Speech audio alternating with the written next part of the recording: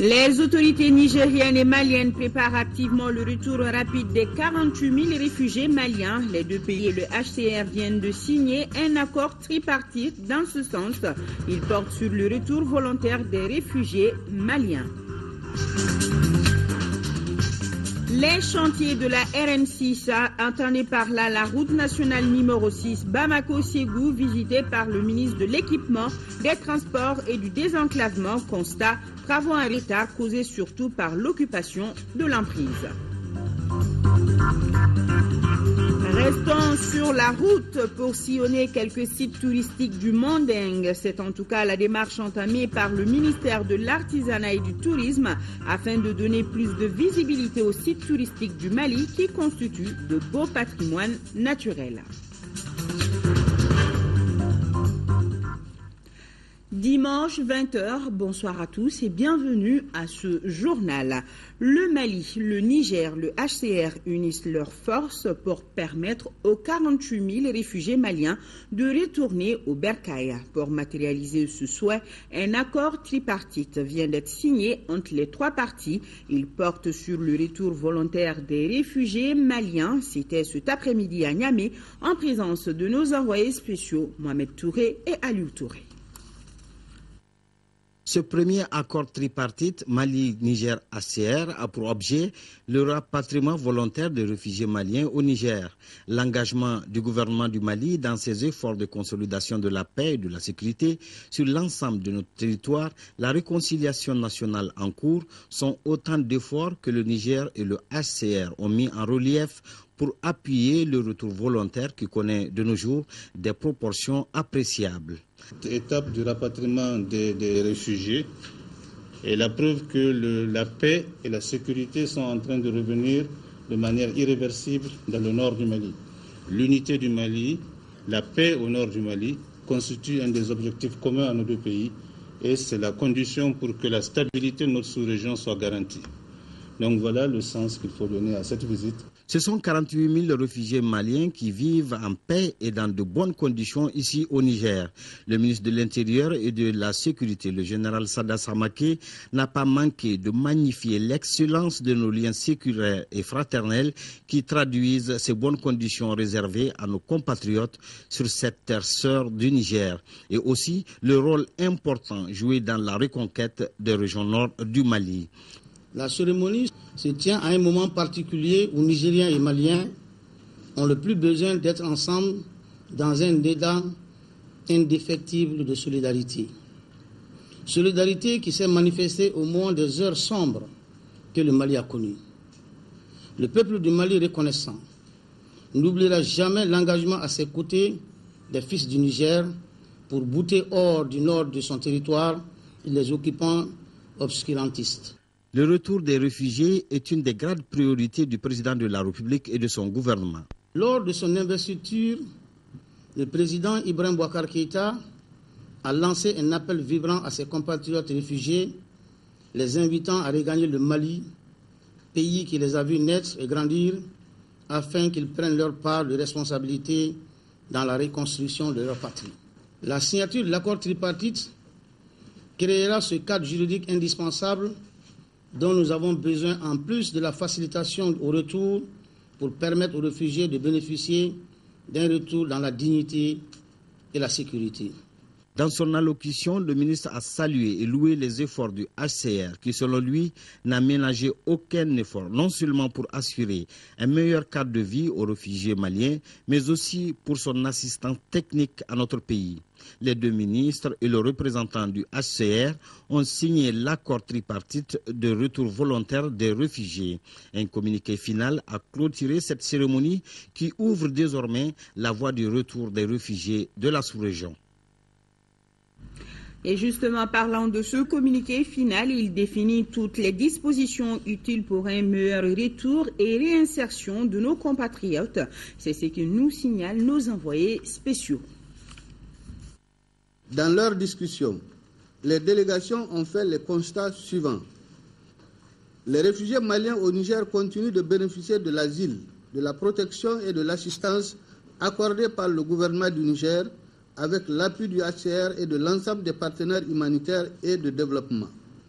l'engagement du gouvernement du Mali dans ses efforts de consolidation de la paix et de la sécurité sur l'ensemble de son territoire, la réconciliation nationale et le développement des régions du Nord avec l'appui de la communauté internationale.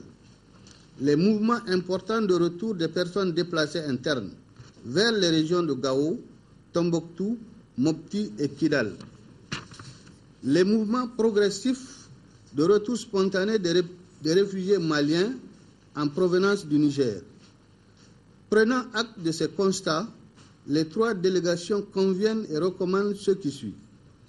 Le respect du caractère volontaire du rapatriement dans la sécurité et dans la dignité pour ceux qui optent pour le retour. Le gouvernement du Niger s'est engagé à garantir l'asile et la protection internationale pour ceux qui n'auraient pas encore opté pour le retour. Le gouvernement du Mali s'est engagé à poursuivre les efforts de sécurisation et d'amélioration des conditions de vie dans les zones de retour du Nord Mali. Les délégations s'engagent à mettre en place, dans un délai d'1 mois, la commission tripartite et le groupe de travail technique. L'UNHCR réitère son engagement à soutenir les efforts en cours au niveau des gouvernements des 2 pays en vue de la réalisation effective du processus du rapatriement volontaire des réfugiés maliens au Niger dans la sécurité et dans la dignité, en coopération étroite avec les 2 gouvernements du Niger et du Mali. Le HCR exercera son rôle de supervision et de coordination de l'opération de rapatriement volontaire ainsi que de la réinsertion effective dans les zones de retour. Hier, 3 mai, c'était la journée internationale de la liberté d'expression et de presse. Après les diverses activités qui ont meublé cette journée, un dîner a été offert par le ministre de la Communication aux journalistes pour terminer la dite journée de la presse en toute convivialité. Kayatou Kone, compte rendu. Poulet aux haricots verts, c'est autour de ce plat que les journalistes de la presse privée et publique se sont retrouvés pour échanger sur les mots des médias maliens. Le 3 mai, c'est d'abord une fête, mais c'est également marquer une pause, voir un peu ce qui a été fait, comment ça se passe maintenant, et puis voir un peu comment l'avenir va se passer en matière d'information de la population. Parce que nous, notre travail, c'est de donner la nourriture d'information saine à la population tous les jours. Du 3 mai 2013 au 3 mai 2014, on peut se réjouir. Il n'y a pas eu d'atteinte notable, d'atteinte physique concernant les journalistes. Mais nous devons nous interroger aussi sur le présent et l'avenir. Aujourd'hui, au Mali, est-ce que la diversité d'opinion est tolérée à souhait? À cause de la crise que notre pays a traversée, le Mali est 122e sur 180 en termes de respect de droits d'expression. Nous prévoyons la création d'une grande école de journalisme ici à Bamako qui va permettre de former des futurs journalistes maliens mais aussi étrangers. C'est une école qui aura une vocation sous-régionale. Nous avons beaucoup d'ambition pour ce secteur parce que nous sommes convaincus que les journalistes jouent un rôle essentiel dans le développement du pays, en particulier dans un contexte de crise.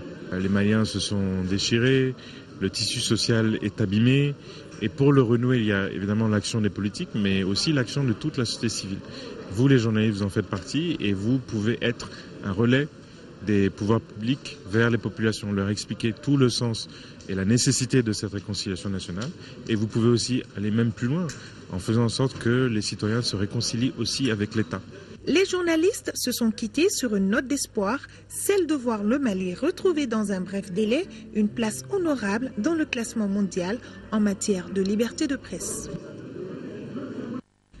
Toujours en parlant de cette journée, le syndicat national des journalistes reporters du Mali et la Maison de la Presse ont organisé une marche pacifique. Partie de la Maison de la Presse, la marche s'est achevée au Monument de la Liberté où une déclaration commune a été lue par Baye Coulibaly, secrétaire général du syndicat national des journalistes reporters. Il est au micro de Garibou Pérou. Le 20 décembre 1993, l'Assemblée générale a proclamé le 3 mai Journée mondiale de la liberté de la presse. Depuis lors, le jour de l'anniversaire de la déclaration de Windhoek est célébré dans le monde entier comme étant une journée mondiale de la liberté de la presse. Elle est l'occasion de célébrer les principes fondamentaux de la liberté de la presse, d'évaluer la liberté de la presse de défendre les médias des États contre leur indépendance et surtout de rendre hommage aux journalistes tués parce qu'ils faisaient leur devoir. Interpellés, battus et laissés pour morts. Ces cas, loin d'être isolés, ont fait chuter le Mali de la 25e place à la 90e place. Il y a 5 ans, le Mali était cité parmi les pays où les journalistes faisaient leur travail, dans la quiétude, sans être inquiétés. Il s'agit aussi de créer un environnement pour un journalisme viable et professionnel, partie intégrale du développement. Je vous le disais tantôt, le ministre de l'Équipement, des Transports et du Désenclavement poursuit ses visites de chantier. C'est sur la RN6 que le ministre Koumaré et sa délégation étaient en visite hier samedi. Pour rappel, les travaux de la RN6 ont démarré en 2011 et ils accusent un énorme retard à constater le ministre. Retard dû, selon les ingénieurs, à l'occupation de l'emprise, entre autres. Tchédje Kamara et Mariam Sahara, reportage. Accélérer les travaux du chantier, le ministre n'a pas hésité d'aller fouiller les coins et recoins des 218 km de la première phase de l'autoroute reliant les 2 grandes villes du Mali, Bamako. Les difficultés enregistrées trouveront bientôt une solution grâce à la détermination du chef de tutelle qui n'entend perdre aucune minute pour finir cette route. Au cours de l'exécution de ces chantiers, de ces travaux-là, on a connu pas mal de choses avec l'aide du gouvernement malien et même ceux de l'ambassade de Chine. On a réussi à récupérer le temps, le délai perdu. Dans ces conditions-là, si tout marche bien, on peut prévoir la fin de ce chantier vers la fin du mois de février 2015. Sur le long de la route, nous avons vu qu'il y a quelques points quand même toujours à soulever. Le fait que les gens qui sont sur les emprises doivent quitter. Et il y avait eu vraiment beaucoup de discussions là-dessus. Et grâce à notre mission, nous avons pu mobiliser, sensibiliser et nous avons pu trouver que l'un des grands problèmes, c'était uniquement la communication avec la population. Pour ce faire, le ministre s'est fait entourer des élus nationaux pour une sensibilisation directe des populations sur le terrain et aussi pour bénéficier de leur soutien sans précédent. De pareils grands travaux, effectivement, rencontrent des contraintes techniques, environnementales et socio-économiques. Nous serons quand même en parfaite harmonie avec les populations pour qu'elles soient informées des différentes contraintes et problématiques qui les concernent. C'est sur ces 218 km que sont investis les 73 milliards de francs CFA des caisses de l'État pour le développement socio-économique. Une autre raison pour le ministre de s'accrocher au délai prévu pour la relance du secteur des transports. Sur le constat de la route, nous avons vu que les travaux avancent progressivement et que l'entreprise a pu vraiment s'arranger pour rattraper un peu le retard. Mais toujours est-il qu'il nous a été promis que depuis le début, ils vont faire en sorte que le 15 juillet, que la route rentre dans ses goûts. Le chef de l'entreprise chinoise a promis qu'avant l'hivernage, une avancée considérable du chantier va permettre une fluidité de la circulation entre Bamako et Ségou. Un mot d'éducation, direction à la commune rurale de Sitakili où des élus de la nation étaient en visite. Des députés membres de la commission éducation de l'hémicycle. Constat, l'école souffre d'un manque cruel d'enseignants et de matériel scolaire. Daouda Silki Djara et Aruna Djara nous en disent plus. Avec 4 écoles publiques et une école privée, la commune rurale de Sitakili possède l'une des plus vieilles écoles publiques du Mali. Fondée en 1925, cette école présente le même visage excepté la peinture. La cour de l'école n'est toujours pas clôturée. Pour nous aujourd'hui, c'est une préoccupation majeure parce que ça met nos enfants en insécurité. Donc nous souhaitons aujourd'hui que l'école soit clôturée. Il y a eu des cas d'accident. Jusqu'à l'instant où je parle, aucun franc n'a passé par l'école de la part de la mairie pour une quelconque dépense. Après avoir rencontré les enseignants, le maire et ses conseillers, les députés ont compris que cette école partage les mêmes problèmes que les autres écoles déjà visitées. Mais la particularité, c'est que les enseignants qui ont été recrutés par la mairie ont 2 mois d'arriérés de salaire. Alors que la commune reçoit de la Société des mines d'or de Loulo 400 millions de francs CFA par an comme patente et 40 autres millions de francs CFA pour l'entretien de l'environnement. Tous les villages autour de la mine de Loulo-Gunkoto, c'est presque autour d'une dizaine. Et dans chaque village, on a mis en place des infrastructures d'abord pour recevoir les élèves, paye des enseignants, on les loge. Et quand vous prenez le plan salarial, c'est presque 50% des salaires on paye autour de nous. On fournit également au début de l'année scolaire chaque école de fourniture scolaire. La délégation parlementaire a visité l'école fondamentale de Lulo City. Les 118 élèves de cet établissement, candidats au DF 2014, comptent mieux faire cette année. Car l'année dernière, sur 116 candidats présentés, il n'y a que 7 élèves seulement qui ont pu obtenir le diplôme d'études fondamentales. En deuxième région, le secrétaire parlementaire d'État à la défense de l'Allemagne au centre d'instruction, Boubacar Sadassi de Koulikoro, le secrétaire parlementaire était venu s'enquérir du niveau d'engagement du contingent allemand dans la mission de formation de l'EITM. Deima Kone, correspondance.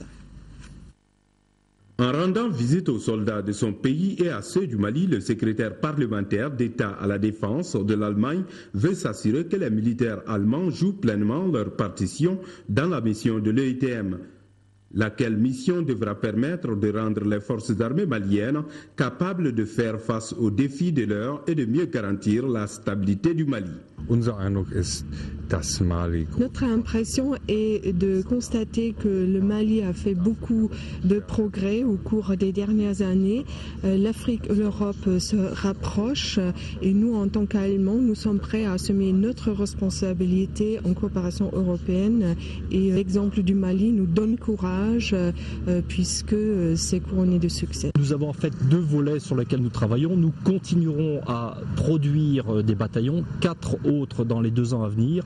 Nous allons continuer à entraîner les formateurs, donc ce que nous appelons la formation de formateurs, de manière à ce que l'armée malienne, à terme, arrive à être autonome. Le commandant du centre d'instruction Boubacar Sadassi de Koulikoro se réjouit déjà de l'expérience de l'EITM et de voir cette expérience se renforcer avec les différentes visites de certaines personnalités.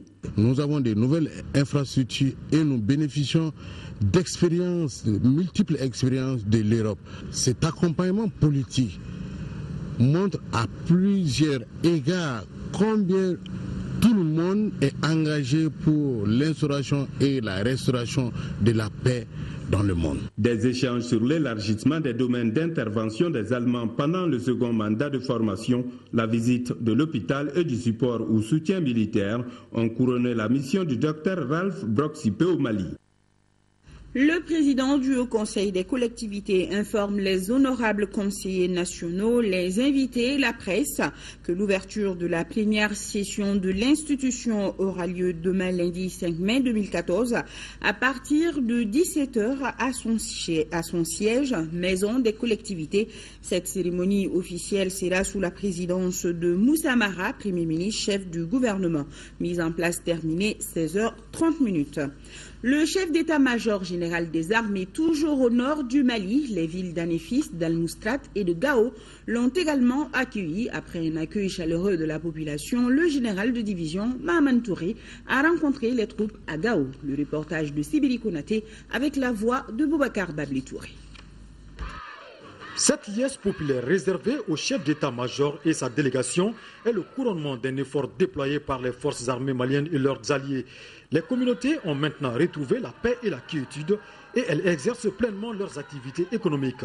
Le général de division Mahaman Touré a exhorté la population à plus de vigilance et de collaboration afin que l'ennemi puisse être combattu définitivement.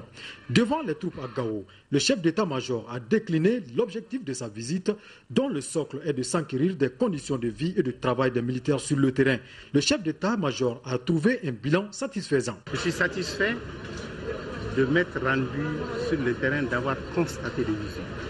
Mais cette satisfaction ne peut pas être une satisfaction béate. Parce que malheureusement, il y a beaucoup de choses à faire. L'insécurité résiduelle est là. Il y a des risques sur la vie des populations. Et il y a beaucoup de choses que nous pouvons faire pour le moment que nous ne faisons pas. Donc ensemble, nous avons collecté une somme d'informations que nous allons traiter pour être beaucoup plus efficaces. Cette visite nous permet d'avoir des directives, d'avoir ces conseils pour pouvoir mieux servir le peuple malien, comme il a dit tantôt, pour pouvoir être au plus près de la population et pour que les hommes qui sont sur le terrain le voient aussi. Parce que là, c'est un plus pour le moral de la troupe et pour nous qui sommes sur le terrain de voir que ça n'a pas, ça nous renforce dans notre autonomie. Le chef d'état-major s'est rendu à Serval, à la MINUSMA et au gouvernorat de Gao. Chaque entité s'est engagée pour la recherche de la paix. Restons à Gao, où la force Serval vole au secours des populations du quartier Château. Elle vient de confectionner près d'une douzaine de hangars au profit des commerçants du marché de ce quartier. Aïssata Saliou Maïga nous en dit plus. Cette réalisation, qui vient d'être inaugurée par les autorités régionales de la cité des Askia, est composée de 11 hangars. Pour leur confection, la force Serval a déboursé plus de 9 millions. À travers ce geste, la force Serval veut redonner espoir à cette population qui a tant souffert. Le généreux donateur souhaite que le marché du château soit un lieu qui unit toutes les communautés de notre pays. Je souhaite que ce marché soit l'occasion pour tous, les Bambara, les Songhai, les Peuls, les Arabes, les Touaregs, tous différents mais tous maliens, de se retrouver pour surmonter leurs différences, pour surmonter peut-être aussi leurs rancunes, mais pour construire ensemble le Mali de demain. Pour les bénéficiaires, cette action de la force Serval contribuera à booster l'économie de la région. Cette offre du marché permettra, j'en suis sûr, aux femmes et aux jeunes filles de gagner du temps, tant qu'elles pourraient utiliser pour mener d'autres activités. J'invite donc le comité chargé de la gestion de ce marché de prendre toutes les dispositions qui s'imposent pour en faire un usage convenable. Maintenant, il est du devoir des commerçants d'apporter leur savoir-faire au bénéfice de l'économie régionale. Parlons maintenant santé, de la lutte contre le paludisme. Vous le savez déjà, notre pays célèbre la semaine nationale de lutte contre le paludisme. Pour en savoir davantage sur cette maladie, sa prévention et sa prise en charge, l'une de nos équipes de reportage conduite par Moussa Fané est allée voir au niveau du centre de santé communautaire de Yirimadio. Vous allez voir là-bas, les chiffres parlent d'eux-mêmes. 40% des consultations sont liées au paludisme. Suivons ce reportage. Au centre de santé communautaire de Yirimadio, en commune 6 du district de Bamako, le paludisme constitue plus de 40% des motifs de consultation. Les cas de paludisme simple chez les femmes en état de grossesse et les enfants de moins de 5 ans sont pris en charge par le CSCOM. Les femmes enceintes viennent avec des fièvres, ainsi que les enfants. Nous faisons ce qu'on appelle le test diagnostic rapide. Le TDR chez les femmes enceintes et les enfants de moins de 5 ans. Lorsqu'elle est positive, maintenant la prise en charge est effectuée. Lorsque la femme fait maintenant son palu, la prise en charge c'est un palu grave parce que nous savons les conséquences du paludisme sur la grossesse. Au CSCOM de Yirimadio, les moustiquaires imprégnés et les comprimés sulfadoxine, pyritamine sont offerts aux femmes enceintes et aux enfants de moins de 5 ans. J'ai bénéficié des kits de prévention contre le paludisme pendant ma première grossesse. Je suis là ce matin pour des consultations. Ici, au CESCOM, ils m'ont donné 3 comprimés et une moustiquaire imprégnée, ce qui nous aide énormément au cours de la grossesse. Je demande aux autorités de doubler d'efforts pour que nos quartiers soient propres. Pendant toutes mes maternités, je bénéficie les comprimés et les moustiquaires imprégnés. Malgré les efforts consentis par les autorités, les centres de santé communautaires de Yirimadio restent confrontés à certaines difficultés, notamment l'insuffisance des kits de prévention contre le paludisme. Les kits qui sont donnés pour la prise en charge dans le cas du paludisme sont vraiment insignifiants. Donc les difficultés font qu'on n'arrive pas à gérer, à prendre tous ces gens en charge. Mais nous avons l'appui d'un projet ici, qui est vraiment le projet Moussola Damouné, qui ont des relais de type 2, qui sont dans la communauté, qui essayent de passer de porte en porte pour voir les enfants fébriles moins de 5 ans et les femmes enceintes. À Yirimadio, la causerie de sensibilisation est organisée tous les jours à l'intention des femmes enceintes. L'objectif est d'expliquer aux femmes les avantages des consultations prénatales. La redevabilité sociale des organisations de la société civile, c'est le thème d'un débat public initié par le mouvement international pour la renaissance d'une Afrique unie. Ce débat a été l'occasion de montrer l'utilité de la redevabilité dans la crédibilité des organisations de la société civile. Mamoudou Sidibé. En prélude au débat proprement dit, le consultant a éclairé la lanterne de l'assistance sur la nécessité de la redevabilité par les organisations de la société civile. Si les organisations s'approprient le mécanisme de redevabilité sociale, elles pourront exiger des comptes aux autres acteurs et jouer pleinement leur rôle de contrôle citoyen de l'action publique. Il convient aussi de retenir que si les organisations de la société civile s'assument, la performance des autres acteurs est améliorée, ajoutera le conférencier. Il est important qu'il y ait une démarche de spécialisation que les OSC doivent avoir par domaine et par thématique, et que sur ces thématiques ou ces domaines, qu'elles puissent se concerter de façon libre et transparente, de manière à assurer une prise en charge des questions politiques afférentes à ces domaines, à cette thématique, assez approfondies, et qui nous permettent d'avoir une représentation de qualité et de produire suffisamment des documents de qualité et des positions transparentes de qualité. Les organisations de la société civile sont les baromètres qui surveillent l'action gouvernementale, d'où l'importance pour elles de restituer pour se montrer crédibles. En fin du processus, je dois être capable de retourner à celui ou à ceux qui m'ont mandaté de faire ce travail, de dire tiens, vous m'avez donné ce travail, voilà, j'ai fait ce travail, voilà comment ça s'est passé, les résultats obtenus, les difficultés que j'ai reçues, les ressources qui ont été mises à ma disposition pour réaliser cette activité, et je fais un compte-rendu de la gestion de tout cela. Ce débat initié par le mouvement international pour la renaissance d'une Afrique unie, MIRO, s'inscrit dans le cadre de la sensibilisation de la société pour aller vers une conscientisation globale. Un mot de politique maintenant. Le réseau des jeunes des partis politiques du Mali a tenu hier après-midi sa première assemblée générale ordinaire. Plusieurs points étaient à l'ordre du jour de cette rencontre, notamment la mise en place des nouveaux bureaux avec à sa tête Bengali Guindo de l'URD. Reportage Abdraman Maïga. C'est Bengali Guindo de l'URD qui succède désormais à Ibrahim Kébé du parti Sadi. Il dirigera les destinées du réseau des jeunes des partis politiques du Mali. Élu suite aux travaux de la première assemblée générale du réseau, Bengali Guindo se fixe pour objectif de doter la jeunesse de connaissances lui permettant d'apporter sa contribution à la consolidation et à l'ancrage de la démocratie. Le rôle que nous allons jouer, c'est d'accompagner d'abord le gouvernement, c'est d'accompagner la communauté internationale.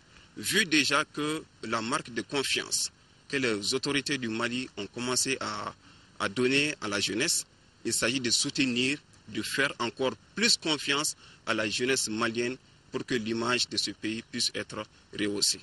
Au cours de la rencontre, il a été question de présentation des acquis de ce projet créé par le Centre malien pour le dialogue interparti et la démocratie en 2012.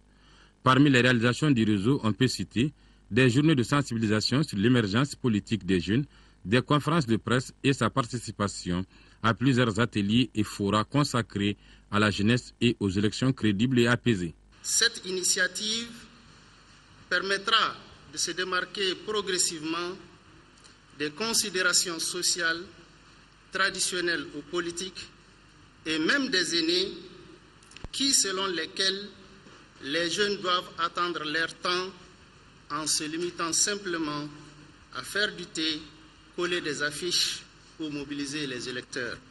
Ce projet pilote exécuté dans les régions de Ségou, Sikasso et du district de Bamako s'inscrit selon ses initiateurs dans une démarche cohérente et pragmatique. La commune rurale de Sido dispose désormais d'un centre d'animation culturelle financé à hauteur de 46 millions de francs CFA. L'espace culturel est l'œuvre de Traoré Fanta Koulibaly, artiste comédienne, membre du groupe Nyogolon. La cérémonie d'inauguration était présidée par Mahaman Babi, ministre de l'Emploi et de la Formation professionnelle, porte-parole du gouvernement. Envoyés spéciaux à Sido, Fadema Keita et Sidi Moribo Dameli. Ce coup de ciseaux du ministre de l'Emploi et de la Formation professionnelle, porte-parole du gouvernement, marque l'ouverture au public du centre d'animation culturelle de Sido. Un centre qui comble l'une des aspirations de sa promotrice, Mme Traoré Fanta Koulibaly, elle-même artiste de son état. Ce joyau qui n'a rien à envier à ceux des grandes villes est conçu pour la promotion des activités socioculturelles et communautaires du cercle de Bougouni. Avec une capacité de près de 3000 places, il servira également d'espace de formation, de conférences, débats et de transformation des produits agricoles locaux pour les femmes rurales.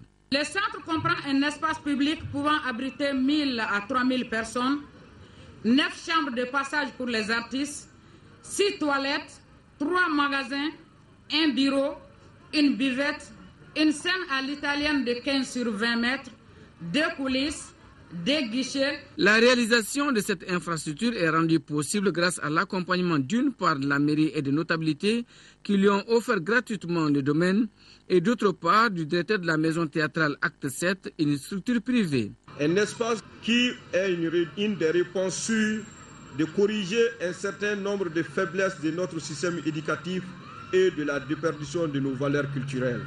Madame Traoré Fanta Coulibaly nous a montré que l'art est très important. D'abord, elle a utilisé ses moyens propres, ce qui est remarquable. Deuxième chose remarquable, c'est qu'elle a fait ça dans une petite commune du Mali. Ce joyau peut permettre à d'autres talents de s'éclore, notamment des jeunes qui peuvent espérer un jour être comme Gimba ou Magma ou même comme Fanta elle-même. Conformément au programme de la commission d'organisation, l'assistance a été tenue en haleine toute la nuit durant par des artistes comme Abdoulaye Diabaté, Mamou Sidibé, Kadiatou Diawara, Aziz Wonder, les comédiens de l'Acte 7, entre autres. Célébration à Tousséguéla dans le cercle de Kolondjeba du cinquantenaire de son école, une école qui prend désormais le nom du groupe scolaire Mamadou Sidibé en hommage à son premier directeur. Plantation d'arbres et conférences débat autour de l'école ont marqué ces festivités. Envoyés spéciaux à Tousséguéla, Sékou Kouyaté et Batraoui. L'école fondamentale de Tousséguéla est créée en 1962. Elle comptait à cette époque une seule classe de 92 élèves. Aujourd'hui, cette école comprend 12 classes. Près d'1 millier d'élèves la fréquentent sous l'encadrement de 12 enseignants. L'objectif de cette cérémonie, c'est surtout mobiliser tous les acteurs autour de l'école. Les acteurs, je dis, l'école, ce n'est pas l'affaire des seuls enseignants, ce n'est pas l'affaire, n'est-ce pas, des techniciens. Les compétences de l'État ont été transférées, n'est-ce pas, aux collectivités par le décret 313 du 4 juin 2002. Mais nous avons constaté qu'il n'y a pas de concertation. Le développement de l'école n'exclut pas la reconnaissance aux anciens méritants. C'est à ce titre et de commun accord que les organisateurs ont décidé de baptiser l'école Groupe scolaire Mamadou Sidibé de Tousséguéla. C'est pour témoigner notre reconnaissance envers notre premier enseignant et notre premier directeur, qui ici a initié l'école ici dans des conditions extrêmement difficiles. Il aimait les enfants, il aimait la discipline et le travail. Des attestations de reconnaissance ont aussi été décernées à titre posthume à plusieurs acteurs. Cet engagement des ressortissants de Tousséguéla pour les causes de leur école a été unanimement salué par les autorités administratives du cercle de Kolondjeba. Le match de football opposant Tousséguéla au village de Kelekele a été le dernier temps fort de ces festivités. Un match remporté par Kelekele qui a assuré le service minimum. Rappelons que les festivités du cinquantenaire de l'école de Tousséguéla, qui devaient se tenir en 2012, avaient été reportées à cause de la récente crise. Et notre dossier culture du dimanche fait un zoom sur les sites touristiques du Mandé. Le ministère de l'Artisanat et du Tourisme vient d'entamer une démarche pour donner plus de visibilité afin de diversifier les sites touristiques du Mali. Une mission conjointe département du tourisme, Omato et presse nationale vient de sillonner quelques sites touristiques du Mandé qui sont de beaux patrimoines naturels.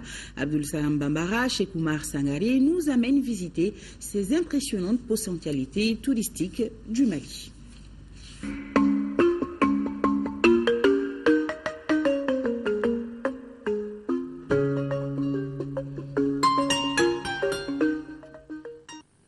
Le circuit touristique du Mandé nous offre des paysages inédits, de monuments et de grottes qu'aucun architecte ne pourrait ériger.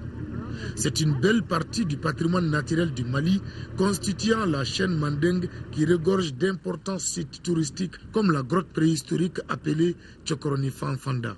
Située dans le village de Nafadji, commune rurale du Mandé, cercle de Kati, la grotte Tchokoroni Fanfanda servait de cachette aux guerriers et chasseurs. Non loin de là, il y a aussi les abris sous roche de Kouroukourou-Kalé. C'est une grotte d'une grande importance archéologique. C'est un site vraiment très très vieux, un site naturel et archéologique qui a aussi servi pour l'habitat. Il y avait des choses, des objets d'art qui étaient gardés à l'intérieur. Bon, là, il y a eu des fouilles archéologiques et il y a eu beaucoup de choses qui ont été vraiment enlevées dans ces grottes-là. À Kouroukourou-Kalé, il y a effectivement des traces qui sont là-bas. Il y a des waris. Des waris, ça c'est un jeu que les anciens vraiment qui faisaient. Il y a également aussi un trou dans lequel ils faisaient piler les milles, les graines, l'arachide, tout ça. À l'époque, avant de sculpter le bois pour faire les mortiers de pilon, c'était directement dans le rocher qu'on mettait, on faisait un trou et avec un bout de pierre pour faire des poudres de graines. Dans le Mandé, il existe également des sites peu connus du grand public, tels cette grotte située à Djolibani, dans un mont d'environ 400 mètres de haut, dont la porte d'entrée est à plus de 200 mètres du sol. Dedans, des peintures rupestres témoignant de la présence humaine dans cette grotte. C'est une grotte préhistorique qui a servi pour l'habitat des hommes de caste du Mandé. Ce qui faisait l'artisanat dans le Mandé était habité ici. Les habitants de cette grotte étaient voisins avec des Télèmes, parce que les Télèmes aussi ont habité ici avant d'aller à la falaise de Bayangara. Donc autour, il y a des trous de Télèmes. Cet autre site est à 17 km de Sibi. C'est une immense piscine naturelle appelée la cascade de Djendjeni, un site sacré et important de notre patrimoine touristique. C'est un endroit ou un site approprié pour la baignade et puis pour le repos des touristes. Actuellement, il n'y a pas de l'eau. Bon, il n'y a pas assez de l'eau.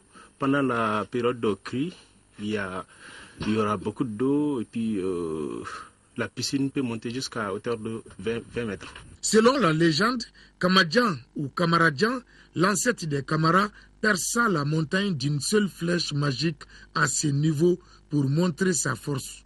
Cette merveille naturelle et historique, très visitée par les touristes, est appelée l'Arche de Kamadjan. Les maisons de la ville de Sibi sont joliment décorées, offrant une belle vue aux touristes. Les habitants sont encore rattachés à leurs coutumes. Cela est visible sur la plupart des sites. Bankoumana, cercle de Kangaba. Ici, les visiteurs peuvent remonter le fleuve en kayak dans cette base nautique. Dans la base nautique de Bankoumana, ici, il y a plusieurs mesures de sécurité. Par exemple, il y a les élans de sauvetage. Bon, ça permettra d'assurer la sécurité des touristes dans la pratique de leurs activités sportives telles que les kayaks. Diversifier au maximum l'offre touristique du Mali, c'est une ambition clairement affichée par le département en charge de l'artisanat et du tourisme. Avec toutes ces richesses culturelles, le Mandé est à coup sûr une prochaine destination touristique très prisée au Mali.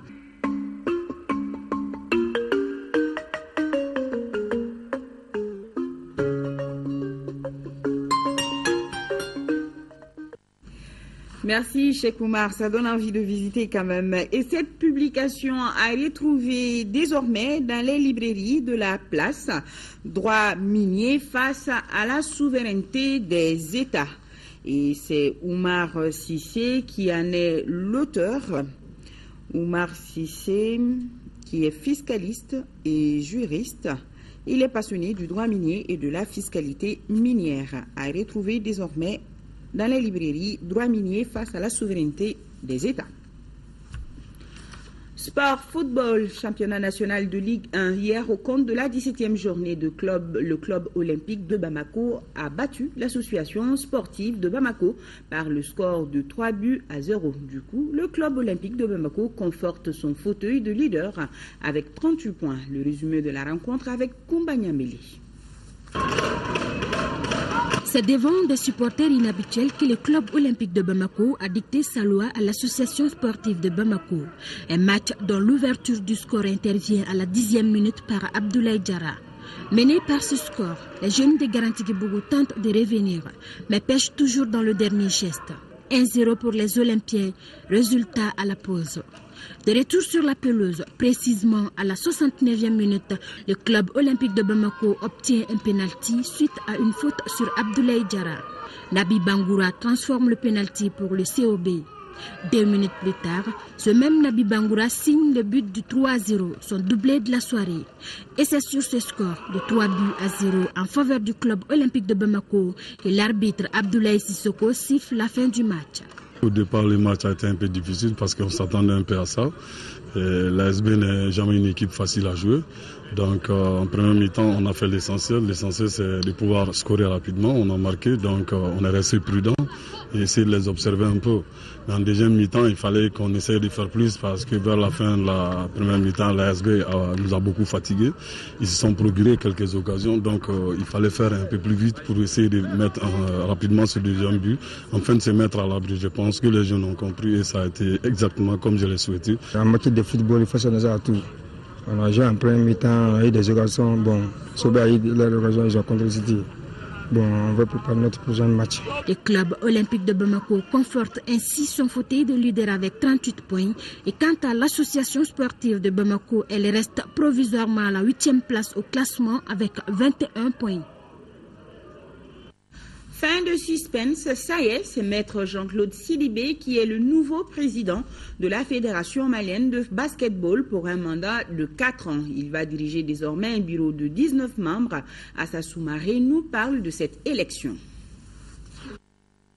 Désormais, c'est maître Jean-Claude Sidibé qui dirige le nouveau bureau de 19 membres de la Fédération malienne de basketball pour un mandat de 4 ans. Il succède ainsi à Seydou Diawara.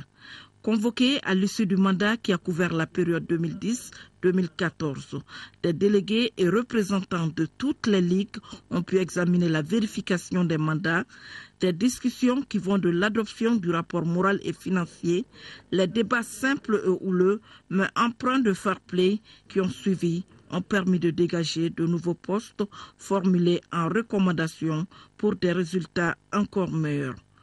Le premier responsable du basketball malien prône le changement et le rassemblement. Le changement, c'est dans l'organisation d'abord. Parce que le basket, il est invisible. Lorsque vous allez dans une région, les ligues n'ont même pas de siège. Les ligues ne sont même pas équipées. Au jour d'aujourd'hui, la Fédération malienne de basket n'a pas de siège. La Fédération malienne est en train de squatter le siège de la zone 2. Nous allons nous atteler à trouver un siège pour la Fédération malienne de basketball. Nous allons prendre la tâche avec le département des sports.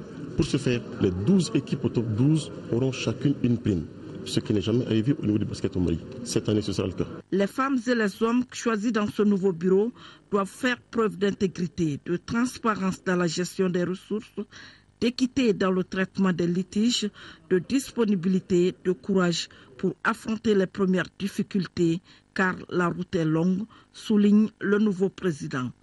À noter que le premier vice-président est Bachekou Doukouré dit Sekou Doukouré et le secrétaire général Seydou Maïga. Voilà, bonne chance à Jean-Claude Sidibé qui sera épaulé par notre confrère Kodji Sibi, élu président de la commission communication de la Fédération de basketball.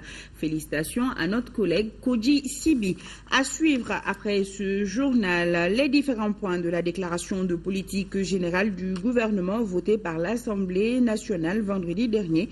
Le Premier ministre Moussa Mara revient sur ce document en langue bamananka devant la presse. C'est tout juste après ce journal. Et cette annonce également, la réconciliation nationale, la cohésion sociale et le vivre ensemble vu par les jeunes en région de Tombouctou, c'est le thème de votre émission de débat de ce soir. Question d'actualité, un débat dirigé depuis Tombouctou par Moussa Hari Maïga. Et c'est la fin de ce journal. Demain, retrouvez Amara Mali Diallo pour les éditions du matin et celle du soir seront une présentation de Aïssata Ibrahim Maïga. Grand merci à nos téléspectateurs de Saint-Denis, Villetaneuse, Bondy et Bonbilly. C'est en France. Bonsoir.